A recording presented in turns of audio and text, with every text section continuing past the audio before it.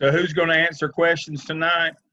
Okay, We'll you all and I hop in there. are up first, so it would be who's not up first. Dr. Revis. I'm here. Okay, I saw Dr. Hamilton, and when Dr. Tobias and Dr. Crawford join, if they're with us, then they will be answering as well. Right here. Okay, they're here. Okay, good. Excellent. Good. The gang's all here. That's right. Dale, I just sent you something in the mail.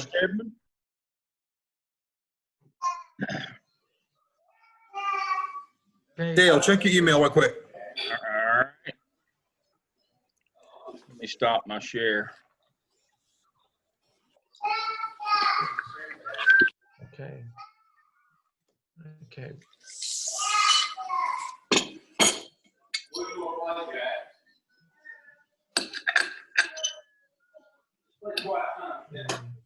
Okay.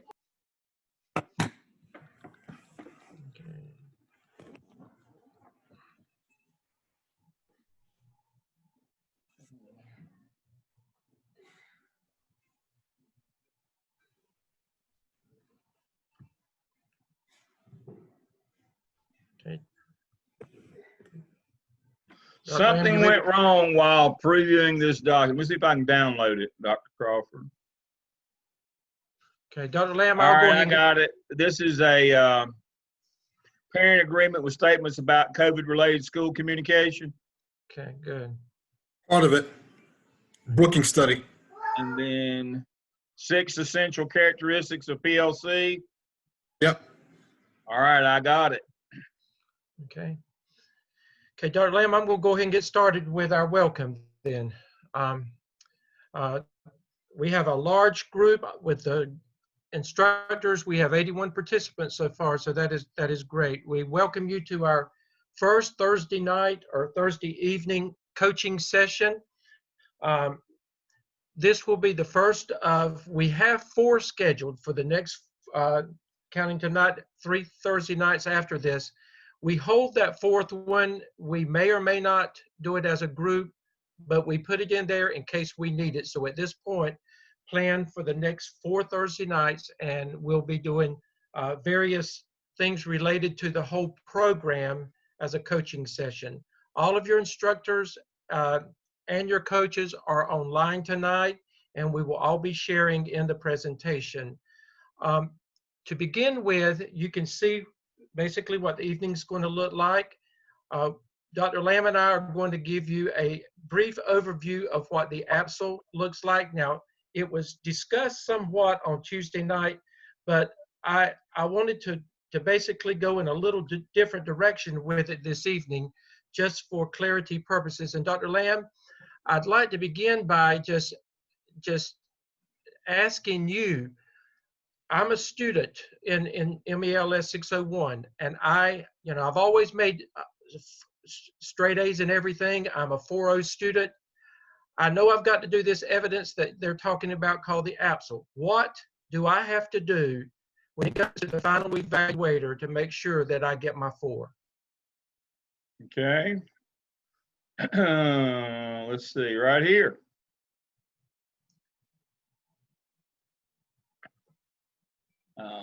This is, good evening, everybody. This is Dale Lamb, Gardner Webb. This is the scoring rubric for the APSL. As you know, you have 6 evidences that are due during the course of the program. You will do 2 each semester. This semester, you'll do the APSL and the APTEL. You'll work with your coaches in your Blackboard shell to develop each of the tasks. They'll tell you when you can go to the next task. They'll tell you when you can go to turn it in and do a reference check and a originality check. And then it'll go to task stream, where an independent grader, evaluator that is trained on the state grading rubric, will evaluate your work on a 4-point scale. That would be emerging, developing, proficient, and accomplished. That's 1, 2, 3, 4. 4 being accomplished. You must average a 3 to pass. If you do not pass, they'll send your work back for revision, and your coach will work with you till you get it. We will not let you put your work in until it's proficient. We do not want work sent back. We will work with you on the things that you must do to get that work proficient. You say, Dale, why are we doing this? Well, this is the way you get your license. You cannot just sit for an exam at the end of this program and get a license. This portfolio is your exam for your license. You folks in South Carolina, additionally, will have to take the praxis. You folks in North Carolina will not have to take the praxis, but you both must have this portfolio in order to get your license, as we mentioned Tuesday night. And so this is not optional. It's not extra. It is integrated into the coursework, into your 601 class. This must be done. Your evidences must be met every semester in order to progress in the program. So here are for each task, it tells you exactly, and this is in your Blackboard shell, under the scoring rubric. You must understand, and you can see over to the left, each of these, the state grading rubric is crosswalked with North Carolina school standards for school executives, ISTE standards, PEASL, and CAPE. We are the only college in North or South Carolina that is CAPE accredited. So if you do all of these things, you will, by virtue of that, you will be ready for your praxis exam if you are in South Carolina. And so as you can see, for each of the tasks, it tells you exactly what you have to do. Look at that. We don't train you to be proficient. I'm not looking for more average administrators. We're going to train you and we're going to coach you to be accomplished. You say, well, Dale, does that really work? Well, I'm going to show you the data that says it really works. And Dr. Lamb, I like what you said. We're going to teach them and we're going to train them to be accomplished. It's going to be left up to you whether it is accomplished. We will help you to get it to proficiency, but it's your job to make sure that it's accomplished work. This is our last cohort that came in 17 and 18 that finished in 19 and 20. This is their state evaluation scores for assistant principals and principals. Look at the two columns that I've highlighted, the percent accomplished and the percent distinguished, the two highest category ratings for principals, assistant principals in their job. You will see that on all 5 standards, Gardner-Webb graduates are significantly higher than the state average in those top 2 categories. And what that will do for you as an institution is this.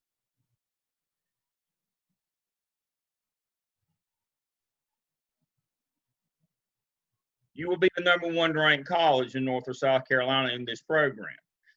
The reason why is not because we're good, it's because you're good when we get through. That's the reason why you're working this hard. That's the reason why we had you go to accomplish. Gardner-Webb's #1, Chapel Hill's #2. We finally beat them after all these years. Wingate, East Carolina, NC State, Greensboro, Western Carolina, Appalachian, Charlotte. But you see who's at the top. That's because of you folks, not because of us, but because of you. But you have to produce the quality work that it takes to get us there and keep us there and get you jobs and keep you in jobs. This is not for bragging rights. This is about who gets jobs and who excels in those jobs. You got in this program to get out, to change your career, to get into a new line of work. Our job is to help you get there. But we're not just going to let you eke through and be average. That's not what we're here for. We're not training average administrators. We're training the very best administrators who can make a difference in the lives of the students and the parents and the communities in which they serve. That is our goal. Our motto at Gardner-Webb is Pro Deo et Humanitate, for God and humanity. Our charge every day is to serve you so that you can serve your communities that you work in. And so we get a lot of this at the beginning. Do I really have to do this? What's the fewest I can do, or what's the least I can do? The question that you need to ask is, what's the most I can do? I'm preparing myself. I'm training. And so I've got to do the very best that I can do. because it matters. We're playing for keeps here. We're talking about who gets jobs and who keeps those jobs. So we're going to train you on that accomplished level on that rubric, not on the proficient level. And if we fall a little bit short, we'll still make it. But if we train you for proficient and we fall a little bit short, you won't make it. So that's my sermon from the mount to get this program started. And so I'm going to now go to my first document for the evening, which is the task and prompts. And I'm going to run through these quickly. I'm going to highlight the things that are important. I'm not going to get down in the weeds on every little thing. Your coaches are going to do that with you, but I'm going to give you the big picture. So what you're doing in the app cell is you're trying to close the gap of achievement gap on a standardized test for subgroups in your school. It's called a closing the gap program. Every school, every public school, every charter school in North and South Carolina is required to have a closing the gap program where you look at your standardized test scores. Now, it has to be standardized test scores. It's something that comes out on your report card. If you're one of those people that believe that standardized testing doesn't represent what kids know, I can go for that argument, but it matters, or we wouldn't be keeping score. So if you're one of those people that says, well, I don't want to look at the standardized test scores, this program's not for you. Our job is to move the needle, to make a good number go up, which is student performance, or make a bad number go down, which is discipline and poor attendance. Our job is to do those things, and they are related. So this semester, we're going to work exclusively on student performance and professional development, which is the companion of student performance. We're going to work on that exclusively. Some of you asked Tuesday night about, will I get to some of the other things, school and community involvement? Will I get to managing student conduct? Yes, we'll get to those things later. But the heart of any school is the academic piece, the student performance. That's why we have school. That's our core competence. When I go down to Goldsboro, and I go quite often to where we've got a center down there, and I go around the belt in Raleigh, going from west to east on 74, or on Interstate 40. After I make that turn and head south in Raleigh, the first exit on the right that I come to is exit 306, Jones Sausage Road. You know what they do at Jones Sausage? They make sausage. You know what we do in public school? We teach kids. That's our core competence. That's how we are evaluated on student performance. That's our sausage. And so that's why we start with this one. This is the most important thing.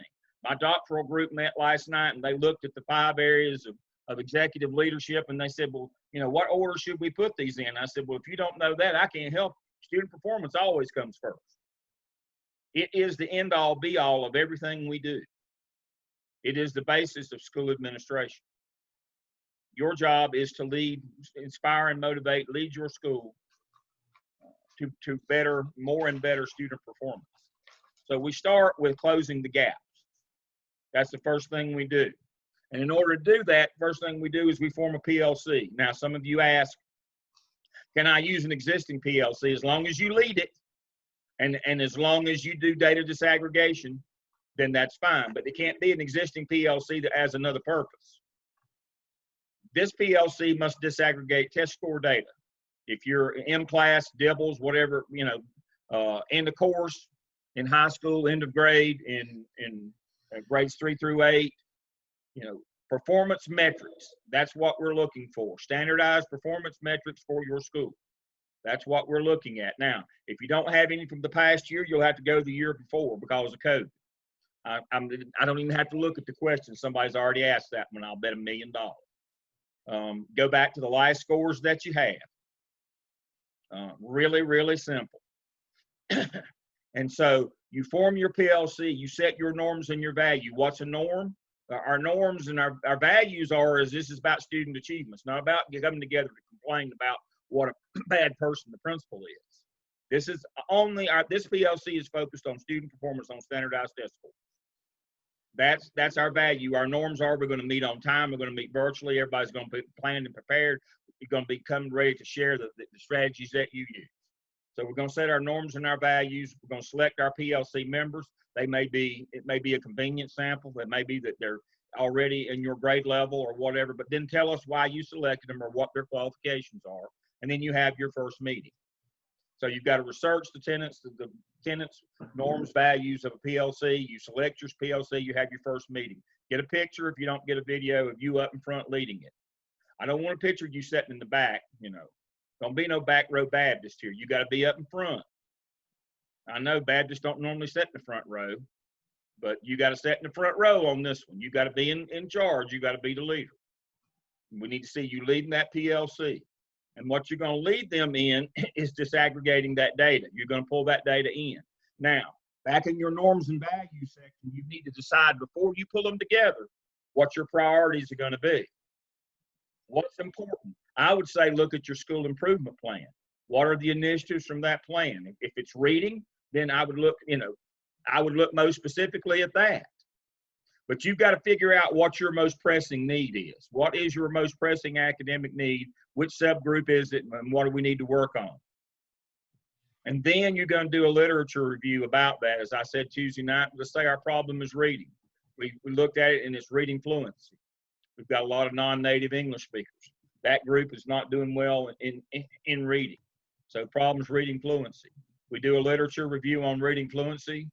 And it tells us, oh, it's phonics. That's what we need to be working on. Then we'll do a data diet. We'll do a deeper literature review and annotated bibliography on schools that have established phonics programs for non-English speaking or second language students.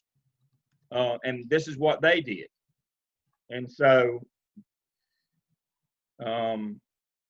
that's your best practices. And then you're going to develop your action plan. Who's going to do what, where, and when? In your template, we've got a graphic organizer. That graphic organizer is going to become your best friend. We're going to do that every semester. We're going to do it twice this semester.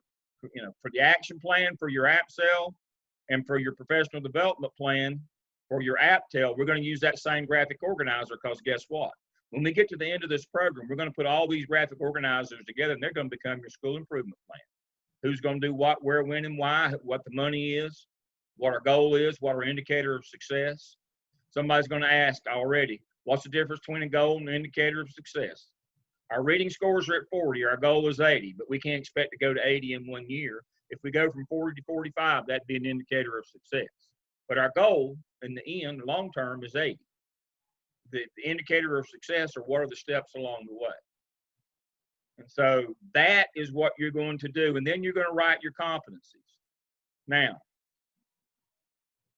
I've got that document pulled up as well, and let me get to it. Let me move this out of the way.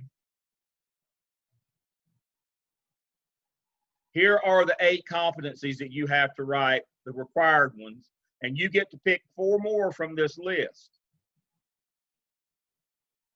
That's why they're in yellow. Those 8 aren't debatable. You got to do 12. You got 12, write 12 competencies. Through the process of completing this app sale, what did you do for a communication competence? What did you do for a change management competency? These 8 plus 4 more of your choice, and then you'll do the remaining 9 when you do the app tail later this semester. This is competency analysis. This is task 5, where you tell us in a narrative form, you state your case that I became competent or I am competent in one of these competencies based on this work that I did. Now, that's competency analysis. In your competency folio that you will establish in TaskStream, and those hopefully will start establishing your TaskStream accounts on Monday, might be Tuesday. Monday's end of drop ad. You'll develop a competency folio of artifacts that you generate while you do this. In your competency folio, you don't argue that you're competent. You show us the work that you did through a picture, a screenshot. For example, a communication competency would be where you did an email request to your principal to form your PLC. That's competency analysis. I emailed my principal. The artifact from that would be the actual screenshot of that email. That's the difference between competency analysis. You tell us what you did, and a competency artifact where you show us the proof of that work that you did. Artifacts should be screenshots, should be things, agendas, minutes, pictures, videos, JPEGs, pictures, JPEG, PNGs, that's a screen grab. Should be things like that. If you did the work, they will be there. Now you say, well, why are y'all making us do this? Well, when you get evaluated as assistant principal or a principal, remember that evaluation I showed you where our folks do so well, you're evaluated on evidence and artifacts. You have to write what you did for your evaluation, and you have to show what artifacts. And the evaluation manual that you'll see later on actually has, this is what we want to see in your evidence narrative. These are the acceptable artifacts from the work that you did. We have that for you as well. I have that, we have that document. We'll show you that a little bit later of as you do these different evidence tasks of these evidence, you'll generate a natural byproduct will be our artifacts that you generate. Just like that picture of your PLC meeting, that's an artifact. We'll show you where you do those, and as you get your 80 semester hours of clinical experiences at your school, you'll generate artifacts. You have a parent meeting, you'll have an agenda. That's an artifact. But for the purposes of task 5, it's a written narrative. Somebody asked the question Tuesday night is on all these. Every one of these tasks is a written narrative. You can't just show us a picture. An evidence is a written narrative. An artifact is a thing. You are doing 6 evidences. Artifacts go in your competency folio. So that's what you're going to do as you work through. Now, we have a template for you to use. I can close that one out. And I'm going to close this one out as well. Dr. Stedman has already shown you this one. The green gets your attention. That's your first task. The yellow is do this. The blue or the aqua color is this is what it takes to get accomplished. That's straight from that state grading rubric. So the important part is in the yellow, do this. That's what yellow means, do this. So that's the way that your task and prompts are color coded. You translate that into your template. Again, highlighted areas in yellow, add your text here, add your school profile. Red text is a reminder and should be deleted before adding your text. And so I've given you kind of an example or some reminders under each of these pieces here of what to do. Yellow says this should be a heading. Write a narrative underneath that. Leave all the heading. Everything in black stays. Only the red comes out. And then there's that wonderful graphic organizer that you're going to use every time. That says you also may use a PERT chart. I would not be that ambitious, especially in your first semester. I just simply do the graphic organizer. The PERT chart is used better toward the end of 603 and the beginning of 605 with a couple of those evidences. You can use the PERT chart then. This is more a graphic organizer kind of thing. And then, of course, you will, and that's why I said, I don't know that I'd tackle that right now. I'm not sure I could figure that one out. And then you write your competency analysis. And here's an example of it. Here's an example of what you would write. Just take this out and put yours in. So, and Dr. Lamb, this simpler than that. Yeah, this is a very broad, quick overview of things tonight. And what we're going to be doing as instructors on Tuesday nights is taking you through this step by step. We That's just wanted correct. to give you the broad overview picture tonight so you can see what the end result should eventually, what you're working towards. This is the 30,000-foot view. This is begin to change your lens from a teacher perspective to an administrative perspective. You got to see the big picture as an administrator. I don't expect your lens to change tonight. It'll, when I get you next semester in 603, I'll beat that into you then. But right now, we'll be a little gentle on you. These folks are a lot nicer than I am. That's why they're working with you in 601. But you've got to change your lens.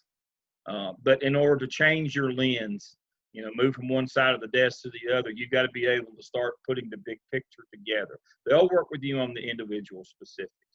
And then we've got a helpful hints document as well. I think Dr. Revis put this together. Am I correct in that, Dr. Stedman? No, that's the one I put together. That's one you put together. Oh, here's a helpful hints that will help you. I would read this before starting as well. And this is the kind of thing that they'll work with you individually in your classes on Tuesday night. That helpful hints. And then here's an example. Again, this is just a this one is just a bare bones example of what it's going to look like. You know, to show you where the sections, the headings that were left in. This is what it's going to look like in real life. It's written in APA. All the directions stay, the description and directions stay in. All the prompt directions stay in for each of the tasks. Don't take that stuff out. You're going to make it as easy as you can on your graders. The graders love Gardner Webb work because it's really easy. It follows the format. They know that it's anticipatory set. Those of you who are old enough to remember Dick and Jane books in primary grades, Dick and Jane books, the rhymes that's called anticipatory set. That's one of the best ways to teach emerging readers. Well, you know, the graders, we're doing the same thing with them. It's anticipatory set. They know what to look for. They see what you tell them what they can expect to see in each section. Creates anticipatory set. That's why grades are so good. It also helps you when you're doing your evidence writing for your evaluation as well.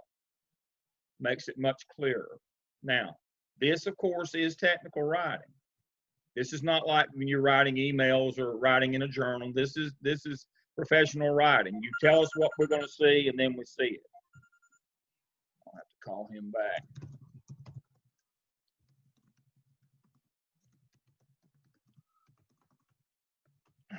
Turn that down. He'll call me again. All right. And so you see your graphics, your figures. Please remember that all of your charts, tables, and graphs are all labeled as figures. And we make sure we have those. It tells you in each section where you should have one of those. Here's your annotated bibliography. It should be preceded by a short literature review. And there it is. And that literature review defines for us what the most common solution to our problem is. And then we present an annotated bibliography of schools that did those things. As we roll down through that, we do our annotated bibliography. And Dr. Lamb, the staff worked with me in the spring to make sure that this has been edited for the new APA 7th edition. Right. You can see that where it says I led the PLC. That's first person active. You know, the previous version of APA was third person passive. This is first person active voice. I led the PLC in research. And then each of the sections, as you saw before, that were highlighted, we see each one of those. We leave those in. And then there's our graphic organizer with all our activities, the timeline of when we're going to do them, who's going to do them. I don't ever want to see staff in that. Staff didn't ever do anything. I want to see a person's name or title there. Otherwise, it won't get done. Resources needed. Formative assessment, summative assessment, the goal, that's where we want to get to eventually. And our indicator of success is where we're going to get to in the short term. Now, I want to speak quickly to the difference between formative assessment and summative assessment. Formative assessment is not measure the kids at mid-year and then measure them at the end of the year for summative. Formative assessment is of the adults. Are they delivering the program with fidelity? That's formative assessment. Summative is the student scores at the end of the year. But we have to make sure that we have fidelity, that we're presenting the program as intended. You know, the example that I use, I'm old enough, I was an elementary school principal back in the textbook era. And a new reading textbook adoption would show up every fall. We'd roll it down to the book room. It would sit in the book room all year long. At the end of the year, we'd take the California Achievement Test for reading, and our scores weren't any better than they were the year before. And what would we say? Well, that new textbook adoption wasn't any good. Nobody ever came out to check to see if teachers were using it or not. That's a fidelity check. That's formative assessment. Are the people that are being paid in your building delivering what they're supposed to be as intended? That is a formative assessment. A summative assessment is the student when we give them the test at the end. And Dr. Lamb, you're going to hear formative and summative over and over and over as you do other evidences. So make sure that you understand that, because that same concept is going to apply when we get to the APTEL. That's correct. We're going to use this every semester. And all of our evidence is we're going to use this. And we have to know that's what they pay you for as assistant principal and principal. They don't pay you to teach. They pay you to make sure everybody else is teaching. And they don't pay you to figure out what to teach either. Your job is instructional delivery. Somebody else a lot smarter than you figured out what to teach, or a lot smarter than me figured out what to teach. Your job is to make sure it gets delivered as intended. And that's what your action plan looks like. And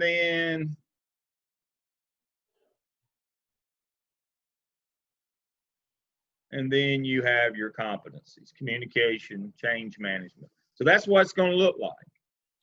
Now, I would implore you, don't think. Nothing good comes out of that. You know, that's not what we're paying you for. Follow the directions. There's a lot of creativity. There's a lot of different ways that you can go. But there is a rubric that you're going to be graded on that the state set up. Everything we teach you, all these materials match that rubric. If you step outside of this process into something that doesn't look anything like this, and you say, well, I had it all there, it just wasn't, it will not go well when it gets to your assessor. They are expecting it to be just like it says in that rubric. That's what they're going to be looking for each step of the way. We're going to give you the opportunity as the program develops. It's called gradual release, which sounds a lot better than intentional abandonment. Gradual release, we're going to give you all this, we're going to give you a little bit less every time, to eventually, by the time the fourth evidence rolls around, we aren't going to give you anything but a hale and hearty handshake and slap on the back and say, go. But you have to learn the process along the way. I can take two different papers with exactly the same material. One of them will pass and one will fail based on the format. It shouldn't be that way, but it is. So follow the process. It works. You will learn the process. It will become second nature to you. By the time that you finish the OMA early next semester, you will be ready to roll on your own from there. It will become second nature. You'll create your own templates. You'll have your own forms, and you'll be fine. But remember, going back to the original document tonight, there is a template that the state uses to grade your work. And if you step outside of that, it will not go well for you. Now, as I said, I think Dr. Revis has one here. She may be doing this one later, but it kind of gives you the overview of what we're doing, how all these things. But what we're talking about here is you complete your evidence as assigned by your coach. This is one part. You have the coursework piece, you have your evidence work, you have your clinical work where you get your 80 hours, you have a competency folio where you put your competency artifacts in. All these things work together. Everything is integrated. But you know, I can't implore you enough. I'm 3 minutes past my time. I can't implore you enough to make sure you follow the process. Dr. Lamb, that's why you say in 601 that you're Santa Claus, because you give them that template for the APSO and the APTEL. So you play Santa Claus in 601. Yeah. And by the time they get through with the APSO and the APTEL, they should be able to follow their own template when they get to you in 603. 603. That's correct. All right. What have I missed? Yeah, next we have Dr. Revis is going to present with the graphic organizer that you just had up. Okay. Dr. Revis, are you prepared to share, or would you like me to? If you can just go ahead and pull it up, that'd be great. All righty. Unless you've closed it out. No, I've got it. Okay. Good evening, candidates. This is a graphic organizer that I developed in working with interns when I would go out and do intern visits with 601 candidates. It just kind of seemed to put the program pieces all together. Now, it may not for you, but I'm a very visual learner and I'm a sequential learner, so I like to see things laid out. And up at the top, it just talks about the different support people you have in your program. Of course, you always defer to your course instructor, but you have that clinical coach 2, clinical coach 1, which works with you in your internship, clinical internship hours. And then you have a task room evaluator who is a blind evaluator who scores and evaluates your final product. So it's just a way to look at the program comprehensively and go through and who does what at each step. And I just think that gives you a way to look at it in a different way. Hopefully it's helpful to you. And that's all I want to say about it. All right. Thank you. And Dr. Lamb, I've already got these under week 1 in my 2 classes, and I'm asking the other, I'll make sure that everybody gets this information, but I'm going to ask the other instructors to make sure that you put it under week 1 as well for the students to have all these documents. Okay. All right. Who's next? Okay, next we have asked Drs. Hamilton, Tobias, and Dr. Crawford if they would, because they are all acting principals at this time, if they would share some information as it relates to, and they decided what they needed to say, developing your PLCs as it relates to COVID-19 and what you're dealing with. So I don't know, any of the 3 of you who will be speaking at this time can start. Who's going to start? Okay. Drs. Crawford and Tobias will start with PLCs, and then I'll pick up with the internship. With the clinical internship. Okay, y'all just proceed then as you've got. All right. Do I need to pull something up for them? Yeah, if you would, Okay. Dr. Lamb, that document that I Okay. referenced earlier. So good evening, candidates. I'm going to be brief, particularly as we're looking at PLCs and looking at PLCs in the age of COVID. One of the first things I wanted to just share with you was something I found today, and it was from a Brookings Institute study that was done earlier regarding communication from schools and school districts. And this was done in New Mexico. And the article itself was a really good read, but the gist of the chart that you see in front of you is that wherever the data is high and positive, that was pre-COVID-19. And so if you look at that first one where it says my school provided guidance before COVID-19, that particular school or the parents, they was at 90%. But after we went on shutdown, that dropped precipitously, as you see there, to under 30. And I'm sure, I mean, this was done in New Mexico, but I'm sure that wherever those questions would have been asked, you would have found the same thing would have been found. So with regard to learning how to communicate in this digital environment, where we're still learning what that looks like with parents, learning what that looks like within schools, how to use all of the communication tools that you're going to have to learn how to use to be able to, you're not going to be able to gather 8, 9, 10 people in a classroom at the school like you would have just a year ago. You have to figure out, what tools you can use to be able to have your PLCs and, be able to function such that you can get everything you need to get done. And so, Dr. Lamb, if you would scroll down to the second part of that document, again, just quickly, found this adapted from learning by doing. You're going to have all the information that you need with regard to what PLCs are and how they should function from before. And those documents are already presented for you under week 1 documents.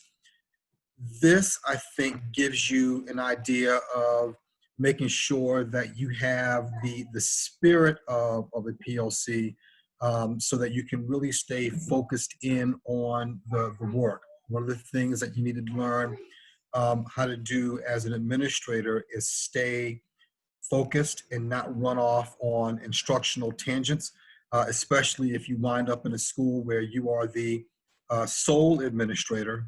The idea of being focused and knowing what your data are, and how you're reaching your goals based on all the individual data is going to be critical.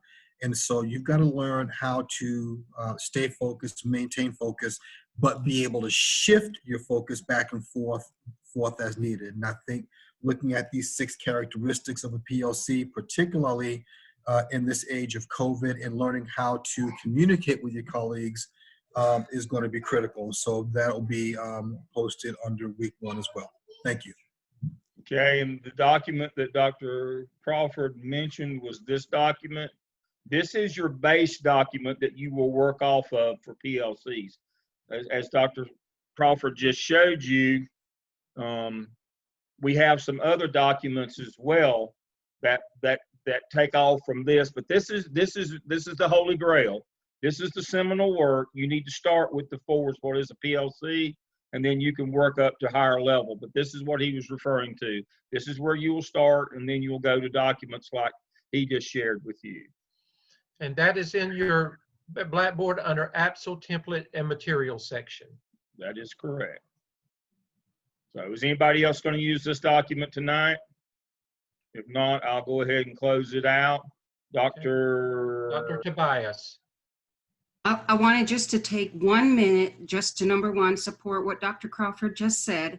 And number 2, to say as a sitting principal in the age of COVID, this is so appropriate for you all to be doing PLC work, because all our teachers, they need to be supported by their PLCs along with us.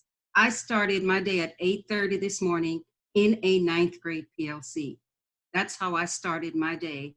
And I had to, because we're supporting the teachers and the students in that PLC. And you notice, as the principal, I said I was a part of the PLC.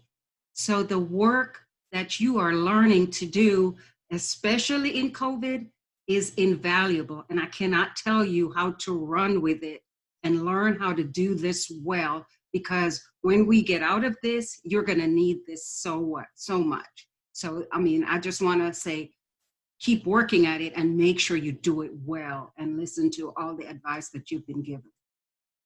Thank you, Dr. Tobias. Thank you. And last but not least, Dr. Hamilton is going to share with you the clinical internship, and she's going to put a twist on it as it relates to COVID-19 as well. Well, good evening. If I can share, let me see if I am able to share my screen, and then I'll just roll on from there. I'll stop my sharing. I've got your PowerPoint up. Oh, okay, well, go ahead, then that's good. Just go Can right everybody ahead. see that on the screen? We can Yes, see it. sir. Yep, we sure can.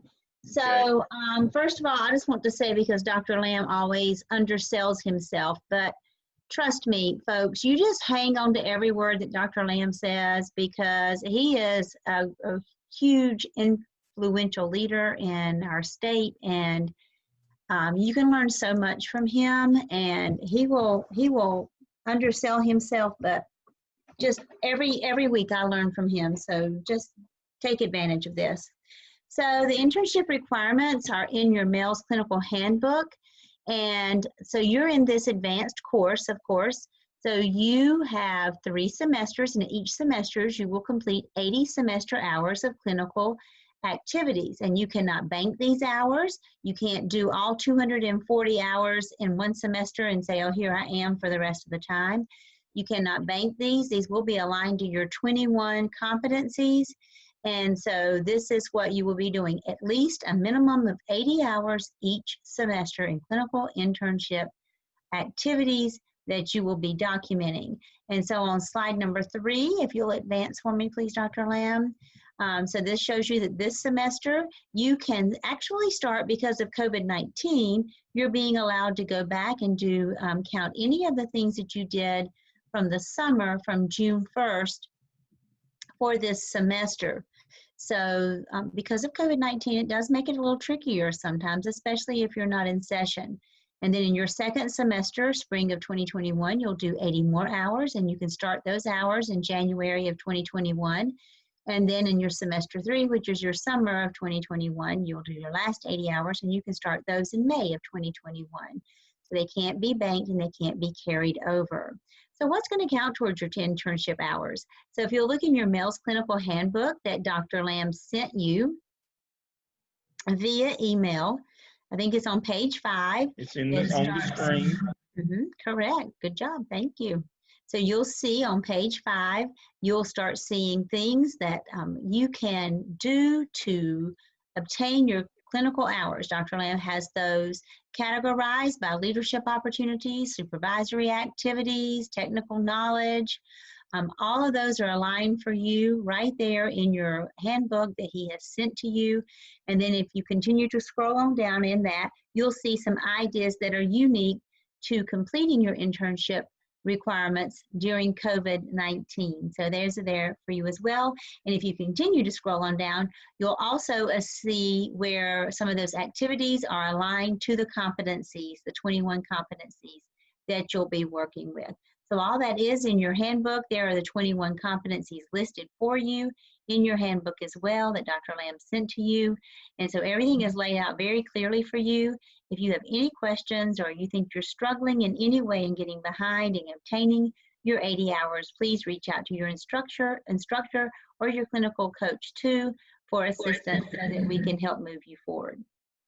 So then if we can go back to the PowerPoint. Okay. Thank you, Dr. Hamilton. And then there's go back to the PowerPoint. On the PowerPoint, if you can go back to the PowerPoint. There we go. So then you'll also find in your MELS Clinical Internship Handbook on page 4, the log. So you're going to keep this by date and activity, and you need to write down the number of hours that it took you. The log is there. Please use the log that is provided for you. The competency, you don't necessarily have to fill in for us, nor the proof.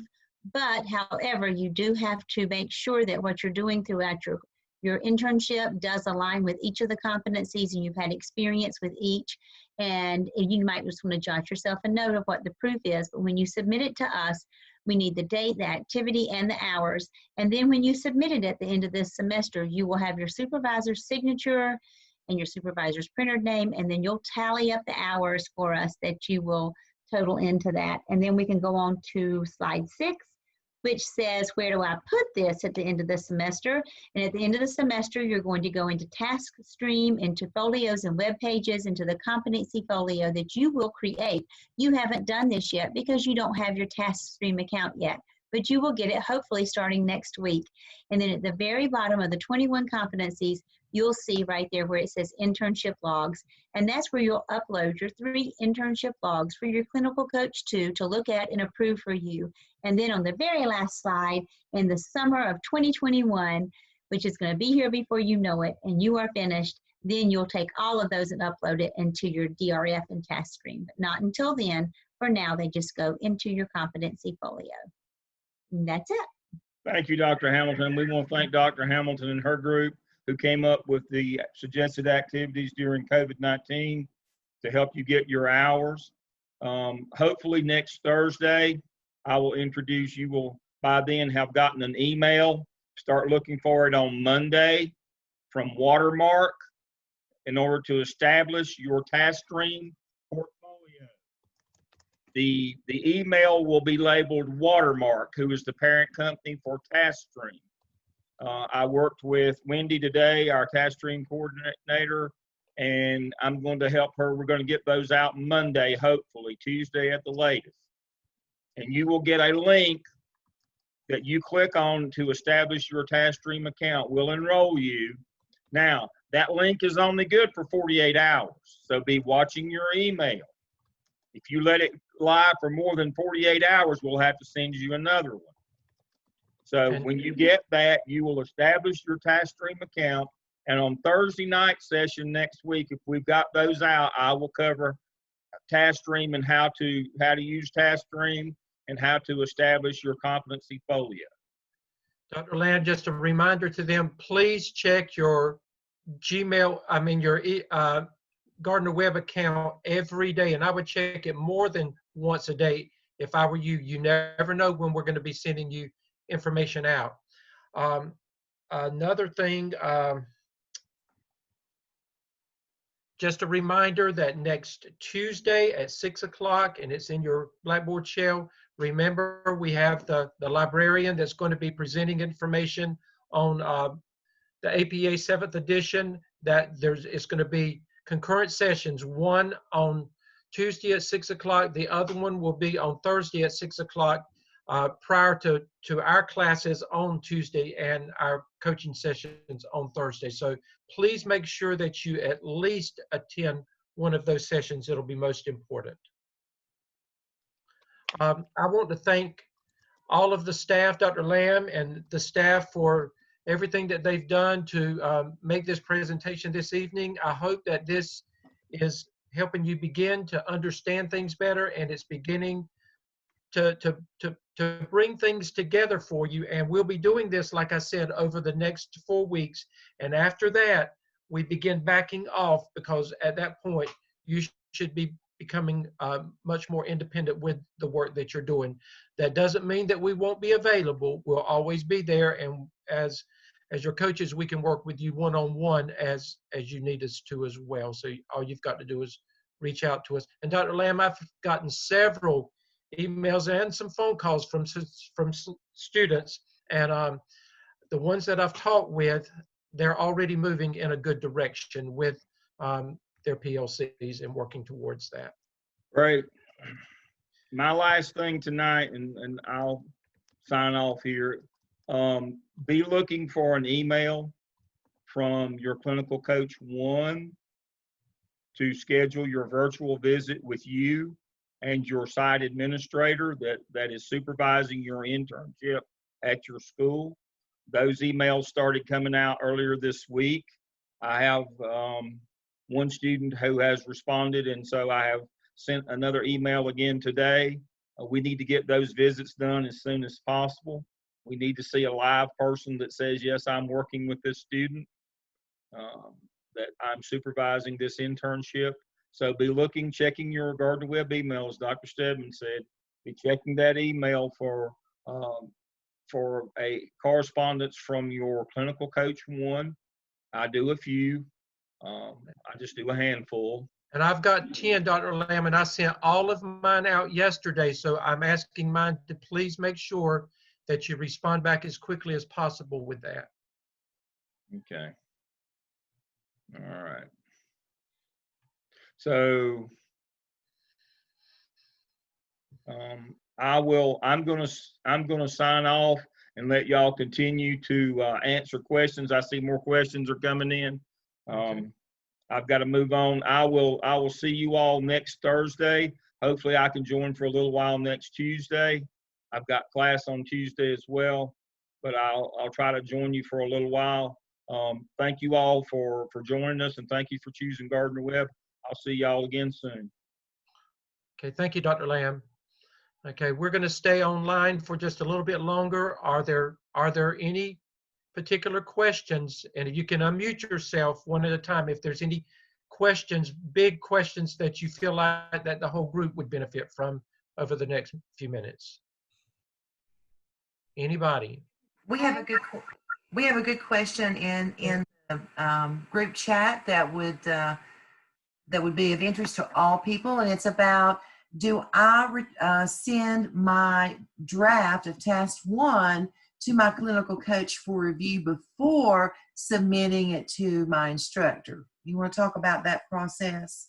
That is, I would say, unless you are having a problem, I would not do that to begin with. I would send it to my instructor first. And remember, we're gonna talk about peer reviewing on Tuesday. And you're going to have 2 of your peers in your group, your Zoom groups, that will also be giving you feedback on your work. But let us, as your instructors, look at it first. And then if we see that you're having difficulties, or if we have to send it back and you feel like that you need another set of eyes, I would say, yes, then reach out to your clinical coach then. But everybody's going to be working, and again, we've got, once we get started, there'll be a fast turnaround on all of this work and the evidences that you're doing in the task. So there won't be a lot of in-between time with all of this. So I would say, unless you're having a problem, reach out to your clinical coaches then. But if you're not, and everything's good with you and your instructor, then I think you'll be okay. What are instructors, are you okay with that process? With them sending it to you first and then you referring them to their clinical coach if you see that they need additional help? Yes, Okay. just Yes, submit it. that's what I prefer, because if we don't, we get so tied up and it takes so long to get through that process. Dr. Agreed. Crawford, I think I saw you shaking your head Yeah. yes as well. Yeah. Just submit it in Blackboard, the completed, not partial. And we're going to talk about that. That'll be a big part of what we do on Tuesday night. We will work you through, since your task 1 is going to be due that Sunday. We will walk you through that process when we instruct you on Tuesday evening. Okay? Everybody. Again, I want to reemphasize what Dr. Hamilton said. All work is submitted through your Blackboard. Don't send us anything email attachment. Right. And again, it's important what Dr. Hamilton said. Do not send us incomplete work. If you send me incomplete work, I'm going to send it back to you. Again, we've got so much to do that we don't have time to look at little pieces of things. We've got to look at the whole, what you think is your whole work, and then we can give you feedback on the whole piece of work that you sent us. Okay, any other questions?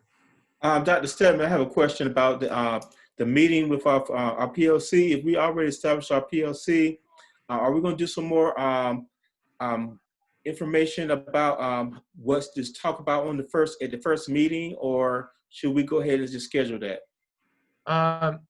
Well, again, your first PLC, Dr. Hamilton, talk about what that first PLC should look like with them. I mean, that first meeting. So first of all, I would say, have you gained permission from your principal? Yes. Okay, and so you have all that documented and all that you're there, and then the process for selecting your PLC. So that's where you are right now, is trying to determine who's going to be your PLC, and then you're going to have to determine your most pressing need, and you're going to have to start looking at data from your PLC. Your PLC will start looking at data to determine that most pressing need. Talk to your principal. Your principal probably already knows what a most pressing need in your school is right now. And that could even be unique due to COVID situations right now as well.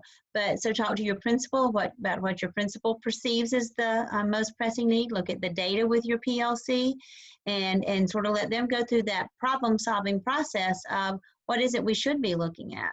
And your school improvement team could also be helping with that as well. And that is going to be task 2, James, and we will lead into that on Tuesday night. But task 1 requires you to just meet with your team to just let them know, thank them for being a part of your team, let them know what your meetings are going to look like, establish the norms that Dr. Lamb referred to this evening, and look at a basic schedule. You know, when do we plan to meet? What will our meetings look like? And that's your first meeting with your PLC. And then when we get into task 2, everything that Dr. Hamilton was talking about, that's when you begin with your team looking at the data, looking at, what will we be working with as a PLC? What is our focus going to be?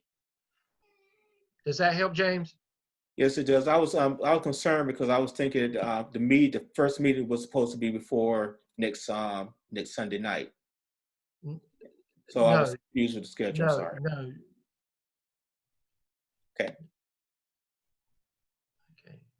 Okay. Anybody else? I have a real quick question.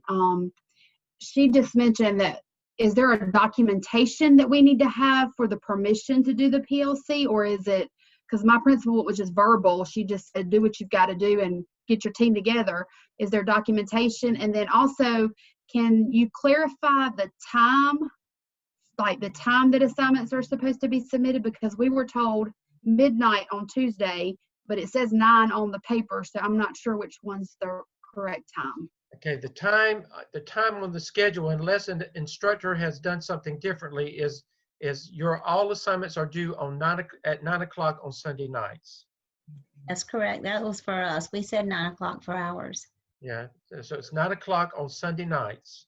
And then for your question about the documentation of permission from your supervisor, you're going to need that in an email or something, because you're going to need that as a part of your APSL, that your principal has told you that you have permission. And April, even if you've already, you did it verbally, all you've got to go back and just say, okay, I've got to have an artifact. Go back and create what you talked about. Okay, thank you. Okay? You can make it happen. Okay. Any other questions? These have been Yes, good I have a questions. question. Go ahead. Yes, I have already spoke with my assistant principal, and we've talked about concerns and issues, and I've did the email, and now I guess gathering up, trying to form the PLC. Now, and how to write this up, I'm looking at the template. I think it's evidence number 1. My issue is trying to figure out how to write with all my information. Where am I putting it? I have so much that I'm looking at. I hear it says part A. I'm wondering how I'm going, where am I writing this? Am I using this template here? Okay. Dr. Hamilton, would you like to respond to that? Will you say that one more time, because I didn't really follow you. I think she's With wanting my to know where she information puts that her- I'm going to be writing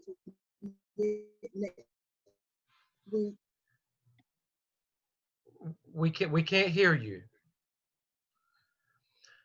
Dr. I think Hamilton, she's she said frozen. in doing her work, she wanted to know, when she's using the template, where does the narrative work go? They must follow the template exactly as it is presented. The template that you see in Blackboard, all you've got to do is to go beneath each of the topics and fill in the blanks with the work that goes underneath them. Dr. Crawford, anybody, do you have any other comments with that? But you follow the template just as it is written. You don't take anything away. You don't move anything around.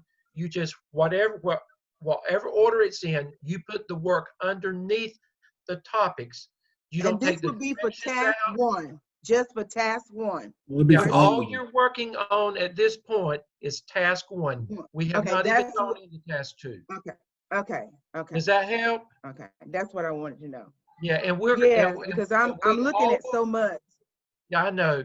And we're all going to go back over that again on Tuesday evening, okay? And is it, I'm trying to pull up the template right now. I don't know if I can share, but if I can share, let me You'd see if be I able to, can. because you're one of the, I've made you a co-host just in case. Okay, I think I can share. So when you look at the template, whoops, it just went away. It just went away. When you look at the template, right here, when you look at the template, Yes, you'll see here is the anything in highlighted in yellow, you're going to add text there. And once you add the text there, you're going to remove that highlighting. And anything in red, it's just a reminder for you, and you're going to take that out. So if you scroll on down, then before you even start task 1, you're going to do a school profile. You're going to tell us about your school. And then once you type that in there, and that could be several pages long, then you're going to remove that yellow highlighting off the word school profile, but you're going to leave the word school profile there.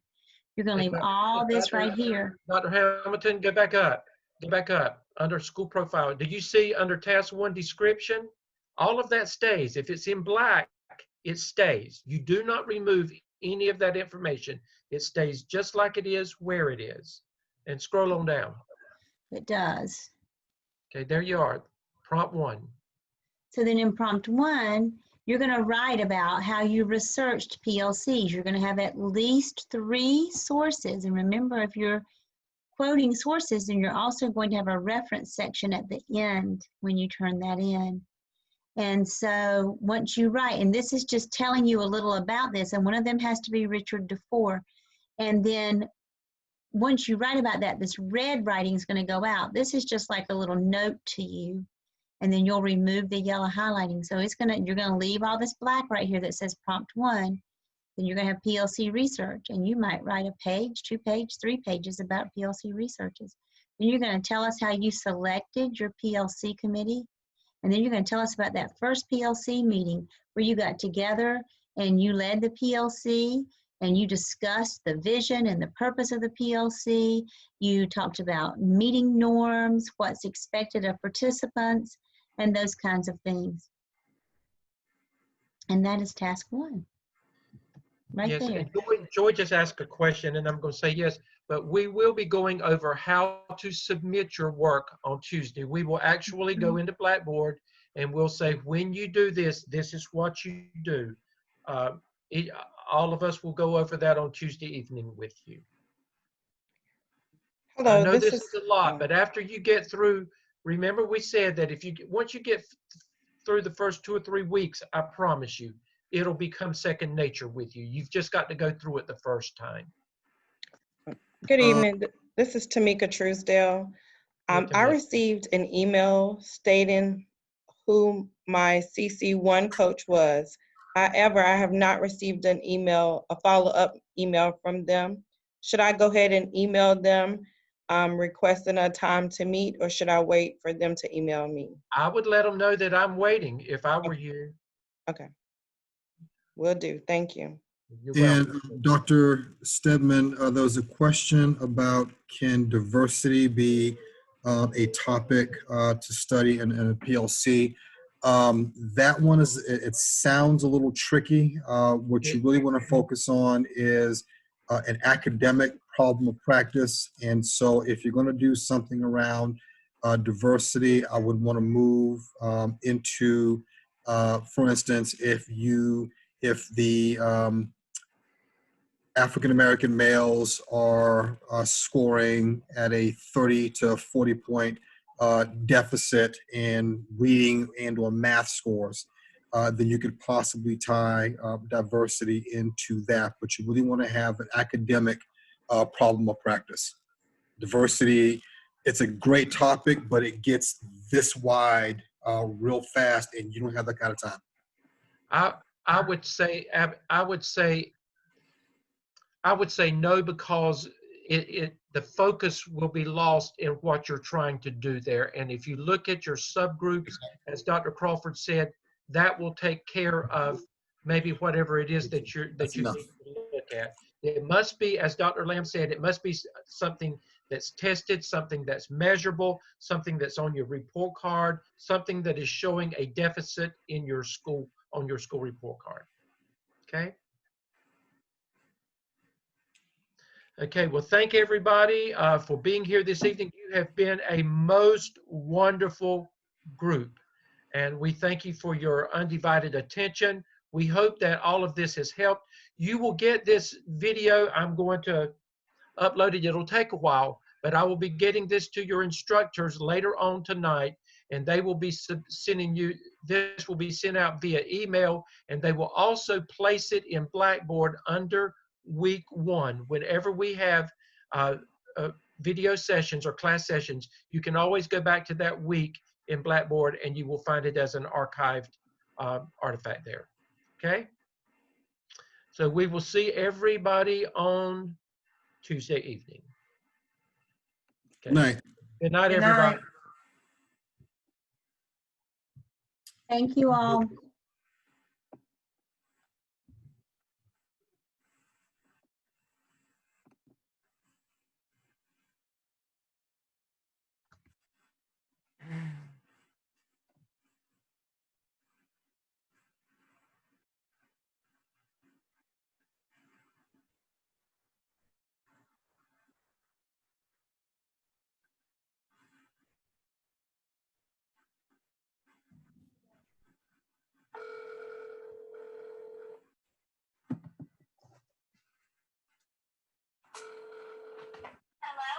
Hey, baby, are you done practice?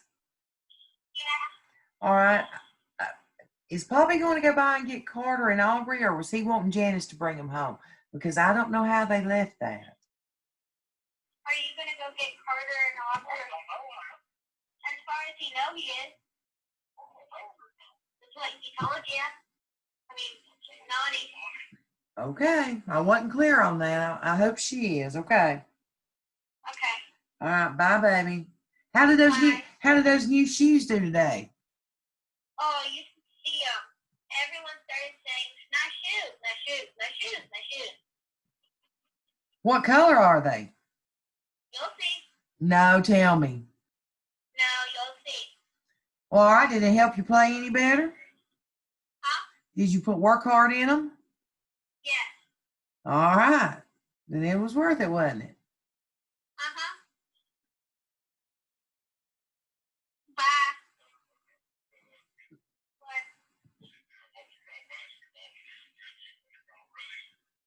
They didn't have what they call basketball shoes.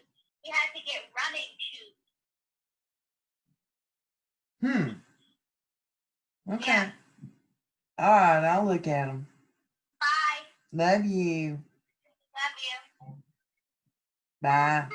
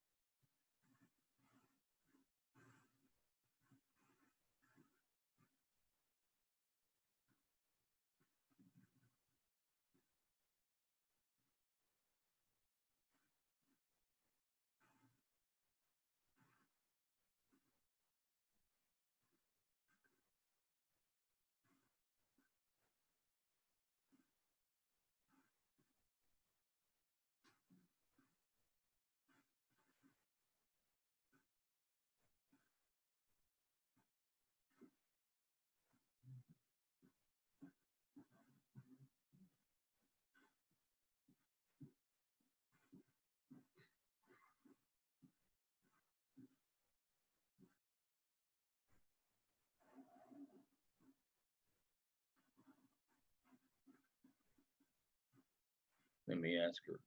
Dr. Revis, are you still on?